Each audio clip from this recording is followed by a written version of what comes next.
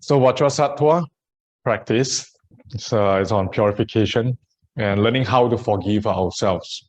So when I talk about purifying, but it's also about learning how to begin anew with ourselves. Right? We might have, whether intentionally or unintentionally, we generate negative karma.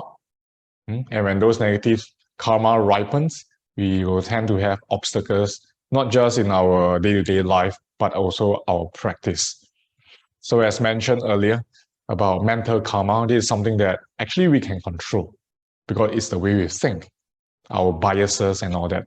Sometimes how come we're unable to get in touch with teachings? There's a few ways that we're unable to get in touch with teachings. Number one is that we just can't meet the right teacher. We can't get the right books. We can't get the right podcast, teachings, guided meditations if we go online. We are fortunate enough to get in touch with the Dharma. That's where we can practice.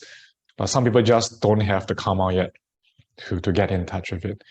And there are also some, they're in touch with the right teachers, the right teachings, but they just can't absorb the teachings. Not there yet. Or their minds are distracted. Or they try to figure out on their own instead of paying attention to the teacher and sort of following instructions. So these are all mental karma. That's why I say mental karma is something that we can actually manage just by learning to let go, manage our minds.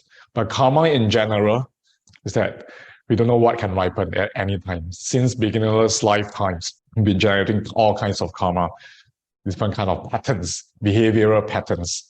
So as we reflect on ourselves, we also want to forgive ourselves. We want to learn how to let go, especially when we feel guilty towards people or society or even towards ourselves. There are some areas in life that we don't really fulfill. Maybe we say things that have caused harm to others. We feel bad about it. Carrying all this guilt within us is not healthy. So in order to purify, we need to look at self-forgiveness as well. It's only when we learn how to self-forgive, that's where we can truly purify ourselves, and then we can move on. Then we can, in the words of Thich Nhat Hanh, we can learn how to begin anew in each moment. Therefore, this practice is one of the fundamentals, one of the 5 non-rules, right? One of the 5 preliminaries for Tibetan Buddhism, that they have to practice this 100,000 times of 100,000 recitations to fully purify before you can even practice the real Tantra per se. So it's a very important practice on Vajrasattva. So on the slide, we also talk about common humanity.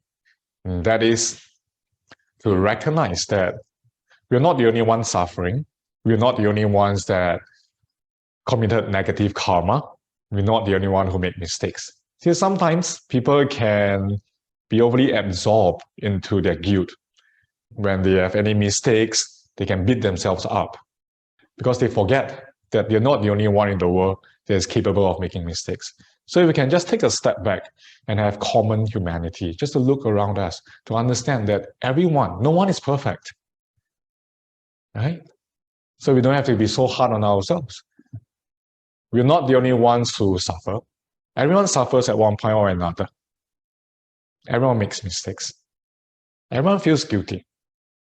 We're not saying that the world is a terrible place. But common humanity means to recognize that we're all on the same boat on this earth. We have joy, we have sorrow. Sometimes we are wise, sometimes we are ignorant. And just to recognize that. And that's how eventually we can restore ourselves.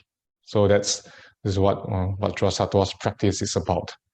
When we talk about things like repentance and all that, it just leads to this purification, how we can purify ourselves, to really get in touch with what we did wrong, what's not serving us, and to let go. You see, even beating ourselves up internally, it is a negative mental karma, or what we call a vicious cycle. So we are setting this aspiration to learn to let it all go. So believe you have already memorized the heart mantra. Right? So in practice, whether you want the Sanskrit version or the Tibetan version, doesn't matter, choose what you like. So, Om Vajrasattva Hong or Om Benzasattva Hong. I personally find that the Tibetan one is easier to what do you call it, to recite Om Benzasattva Hong. It's easier for us to verbalize. But No right or wrong, just pick what resonates with you. All right? So that's his heart mantra. And remember the image of Vajrasattva. On his right hand, it's very typical, holding the doge or the thunderbolt, the Vajra, which symbolizes unification of skillful methods and wisdom. Skillful methods, that's the Vajra, and the bell, his left hand, it's wisdom. It's the unification. So it also means that wisdom itself is not enough. We need the right method, the skillful means. But method without wisdom is not so ideal as well. So compassion, compassionate means is also another kind of method. Because there's this saying, right? What if you give the right method to the wrong person? Then we have a moral dilemma. The whole point of Vajrasattva practice, the 100 syllable mantra, and what it means, right, is that because Vajrasattva made a vow to help all beings to purify their negative karma. That he will not gain enlightenment until everyone's negative karma has been purified. And that he wants to lead everyone to enlightenment. Because we have all these negative karma, then we can't. Very hard for us to practice. So that's his vow after seeing that everyone are victims to their karma. They deserve understanding, compassion, letting go.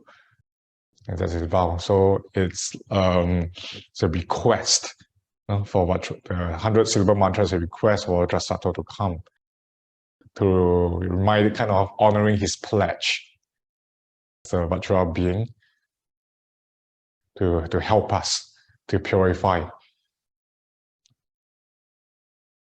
through his cultivation. Or if you have any precepts or tantric vows that you may have broken them, use Vajrasattva to purify them as well.